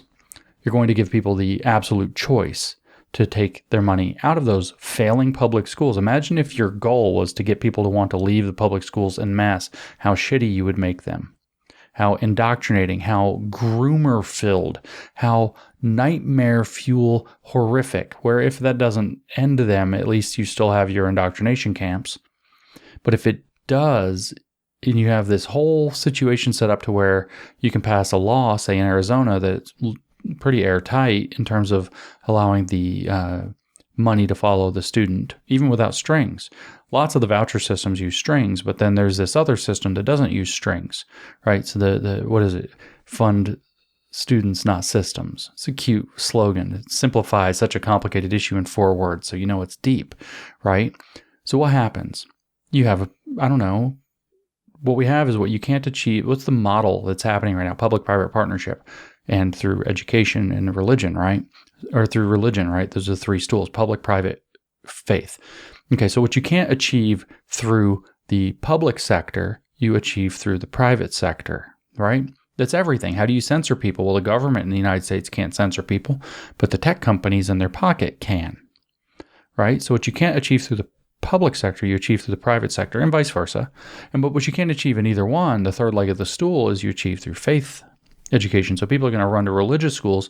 Imagine if the religious schools are teaching retool of faith to bring in the same values with the same methods. But the problem is again, so much money in education is tied up in the existing model. Imagine if your goal was to make it really crappy so that people would want to leave it in droves, and then you create the law, the legal frameworks that enable that to happen, and then lo and behold, how convenient, on the back of the pandemic, trying to solve all of these problems in education, a whole new model of education, like the WISC model or 4.0 schools, using lots of integrated technology, so there's a lot less physical infrastructure necessary, a whole new kind of corporate model, maybe in 10 different brands, all owned by one parent corporation, sweep in to offer a new form of education to everybody that's cheaper than the public schools, it's cheaper than the private schools, it's not woke, at least nominally speaking. It is SEL equipped and will be ESG compliant, at least as it goes down the track. But for the moment, it can speak anti-woke. So now you have a whole bunch of schools, and they're cheap. They're cheaper than public schools. So in Arizona, for example, you pay your taxes. They give you 90% of your tax dollars back to allow that money to follow the child for educational purposes through an education savings account. Just bear with me. So it's no infrastructure WISC model 4.0 school that's largely online but has some physical infrastructure happening, or maybe it's even facilitated through a church if it's a religious school. It comes into town, and maybe it only costs 60% of what the public school costs. So it's way cheaper than the private schools, which are woker than hell, by the way, already. And it's way cheaper than the public school. But the deal is that you actually would get to pocket some of that money, because the state in Arizona is giving you 90% of your money back, some of which, if you read the wording of the law, has to be used for education purposes that are qualified. So now you buy into the new school that's funded by Jeb Bush or the remaining Koch brother, or whatever this corporate model is. And because it's so much cheaper and the schools are so bad, lots and lots of people shift over. And all of a sudden, you have got the monetary fuel in the plane to take it off. And a whole new model of education can be brought in whole cloth, equipped with ESG and equipped with SEL and ESG compliant, through a huge corporate monopolistic model where it looks like you have 10 different brands of school companies that you can sign up your kids, but they're all owned by one or two umbrella corps. You would never think that maybe, just maybe, they're trying to set up a corporate monopoly, and that's why there's so damn much money flowing into that lobby, because they're trying to capture trillions of dollars of education money from taxpayers. Would you? No. It's a school choice trap. This is why I'm real skeptical of this, but we're not talking about that today. We're not talking about truly liberating education can only be put into practice outside the ordinary system, necessitating an entirely new system, says Friday. Even then, with great cautiousness by those who overcome their naivety and commit themselves to authentic ESG. Liberation. Oh my God, that's really bad. So, school choice. Think about it real hard before you get too excited. Sometimes doing something because it's something isn't a great idea. Just saying. The only way that their model can work, the one that the World Economic Forum is talking about in its white papers about social emotional learning and the future of education, it's talking about in its white papers about the role of faith going forward, is by installing an entirely new system that they're in control of that teaches not just ideas but values. Like WISC, like community schools, like School 4.0, implementing high-tech transformative social-emotional learning on every level to bring the new world that's sustainable, resilient, and inclusive into existence.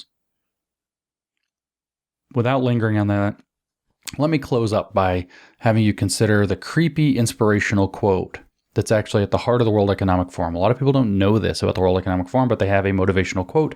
They read it at their meetings. They make people commit to it. It's published at the start of their 2010 weirdo history book they wrote about themselves, which maybe was written by Klaus Schwab because it talks about how awesome Klaus Schwab is in kind of awkward sentences a lot. It's titled The World Economic Forum, The First 40 Years. This quote is, it turns out, not by Goethe, to whom it's attributed.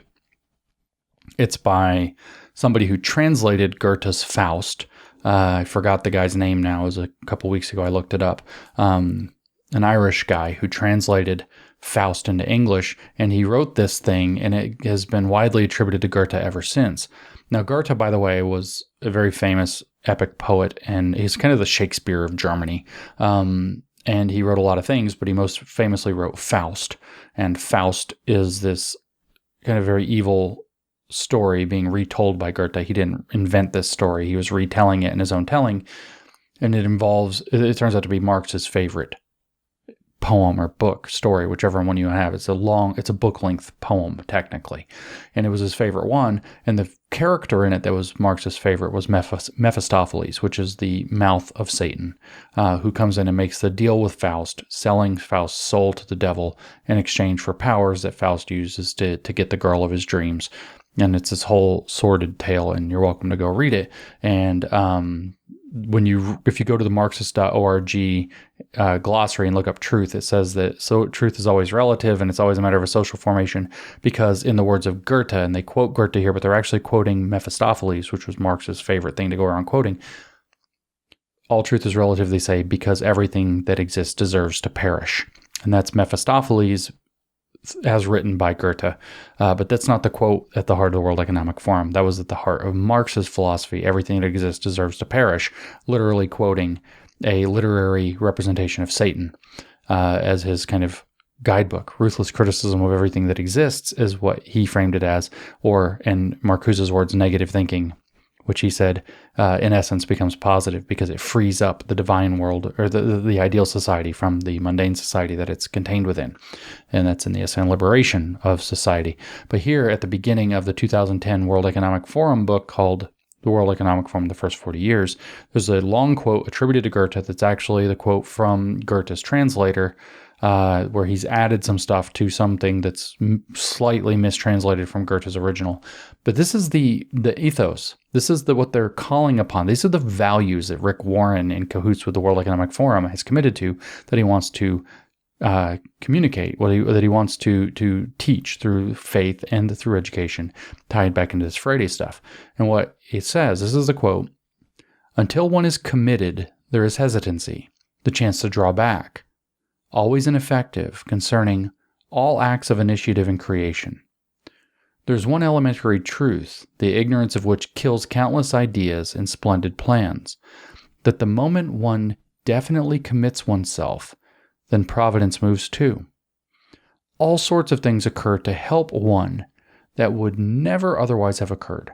A whole stream of events issues from the decision, raising in one's favor all manner of unforeseen incidents and meetings, and material assistance which no man could have dreamed would have come his way. Whatever you can do or dream, you can. Begin it. Boldness has genius, power, and magic in it. Begin it now. I'm not shitting you. That's the actual motivational commitment quote behind the World Economic Forum, saying that when you commit to a bold action, providence moves to make it work for you. Literal frickin' magic. The magic recreation of the system that Freire's saying, truly liberating education can only be put into practice outside the ordinary system. You have to have the whole system change in order to truly do the thing. The magical recreation of the system occurs by the prophetic act of moving to recreate the system in the first place. It proceeds by denouncing the existing world to announce a potential but unknowable world. That's what Freire teaches us. And all sorts of things, according to this misattributed quote of Goethe, who, remember, this is probably misattributed to Satan's mouth. All sorts of things occur to help one that would have never otherwise occurred the moment you commit to bold action. So whatever you can do or dream, you can. Begin it. Boldness has genius, power, and magic in it. Begin it now. You can hear Satan whispering in your shoulder, right? You can hear that. For Freire, this you begin by denouncing with consciousness the existing world to announce a new potential but unknowable world. You learn to speak the point of education in church is to learn to speak the word, to proclaim the world, and providence will ensure that it comes into being. The existing world has to fall away, has to be denounced because, quoting Goethe through Mephistopheles, or quoting Mephistopheles, I should say, as written by Goethe, because everything that exists deserves to perish. So the rest of this chapter gets even, believe it or not, more religious. So it's all about the church and religion. So we're going to cut this off here. This closes this episode. This closes the educational aspect in specific of this exploration, long exploration of the politics of education by Paulo Freire, published in 1985, that changed the shape of our educational system forever thereafter. Thank you for bearing with it. I know that I'm going to do one more on this book, and then we're probably still going to... The Brazilians have convinced me I have to go through Pedagogy of the Oppressed, even though it's horrifically boring at this point, to go through more Freire. But we will wrap this up. I'm glad you've slogged through it with me. I hope you understand. I hope that tying it to the World Economic Forum in this way has made it clarifying. I hope you understand the school choice trap, because I'm really worried not only about that, but about having even said that. I'm not that scared of the woke, but I'm really kind of scared of the school choice people, frankly, which is a scary enough statement. But I hope you'll think about these things, and I hope you will consider them for yourself. I hope you'll do the reading that you need to do to flesh that out, and that you will understand these issues clearly enough to be able to speak up about them, and make clear advice, ask the right questions, and hopefully lead us out of the trap that they're trying to set for us, that they think they've laid so cunningly, that they think Providence is moving to help them with, which I'm not sure that that's the case. My friend, you all will know, my friend Michael O'Fallon told me a year and a half ago that he prays every morning, very religious man himself, he prays every morning that he prays, Lord, may my enemies stumble today. And I think that prayer's been answered a bunch of times. But at any rate, I hope you will consider these ideas seriously, because they are very serious, and I hope I've shed some light on them. I'm so happy. I know I've got one more with this damn book, but I'm so happy to be moving on from this book finally, and we will talk more on the podcast as we go. All the best.